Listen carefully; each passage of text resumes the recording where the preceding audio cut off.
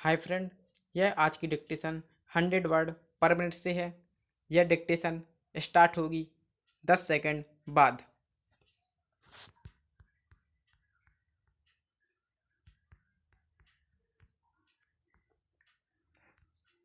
Ready, start.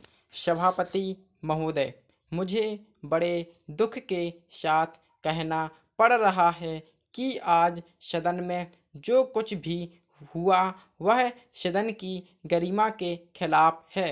यह बात केवल आज की ही नहीं, इससे पहले भी कई बार ऐसा हो चुका है। मैं जब भी किसी महत्वपूर्ण विषय पर अपने विचार व्यक्त करना चाहता हूँ तो मुझे बोलने नहीं दिया जाता है। मैं पिछले कई वर्षों से इस सदन में चुनकर आता रहा हूँ और कई माननीय सदस्यों को मालूम है कि मैंने सदन में कभी भी ऐसी बात नहीं कही जिससे सदन के कार्य में किसी प्रकार का व्यवधान हुआ हो। इसके बावजूद भी मुझे बोलने का अवसर नहीं दिया जाता है। इस बात का मुझे बहुत दुख होता है। मंत्री महोदय से निवेदन करना चाहता हूँ कि उन्हें इन सब बातों पर गंभीरता से विचार करना चाहिए।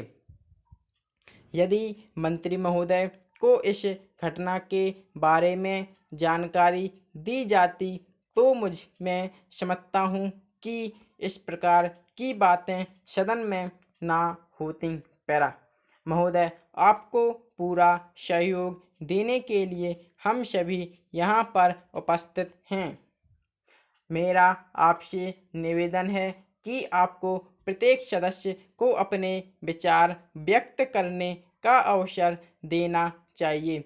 जैसा कि अभी हरिजन भाइयों पर हो रहे अत्याचारों के बारे में चर्चा चल रही थी, तो मेरे पास कुछ ऐसे तथ्य थे जिन्हें मैं इस सदन के माननीय सदस्यों के समक्ष प्रस्तुत करना चाहता था, लेकिन मेरे हिस्से इतने कम समय आया है कि मैं इतने कम समय में कुछ कहने में असमर्थ हूँ।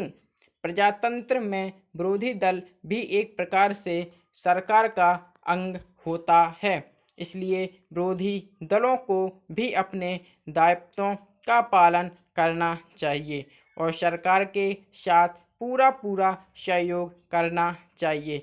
आज जिनके हाथ में सत्ता है, यदि वे ही विरोधी दल के सदस्यों को बोलने का मौका नहीं देंगे तो विरोधी दल के सदस्य किस प्रकार के साथ सहयोग करेंगे।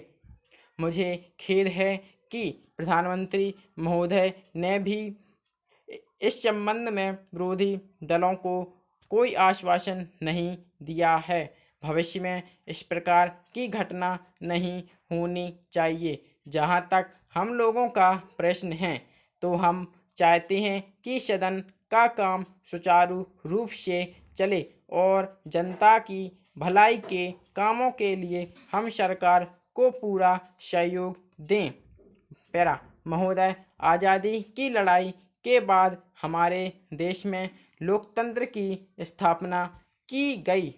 आज़ादी की लड़ाई लड़ते समय हमारे देश के नेताओं ने यह सोचा था कि देश में समाजवाद की स्थापना की जाएगी तथा जनता की भलाई के कार्यों को प्राथमिकता दी जाएगी, लेकिन हम देख रहे हैं कि उस दिशा की ओर नहीं जा रहे हैं। हमारा सपना था कि इस देश में किसानों और श्रमिकों का राज होगा तथा इसी सपने के साथ इस देश में लोकतंत्र की स्थापना की गई। आज जो हरिजन भाइयों पर अत्याचार हो रहे हैं, उन्हें रोकने के लिए सरकार द्वारा प्रयत्न किया जाना चाहिए, तभी हम अपने सपने साकार कर पाएंगे।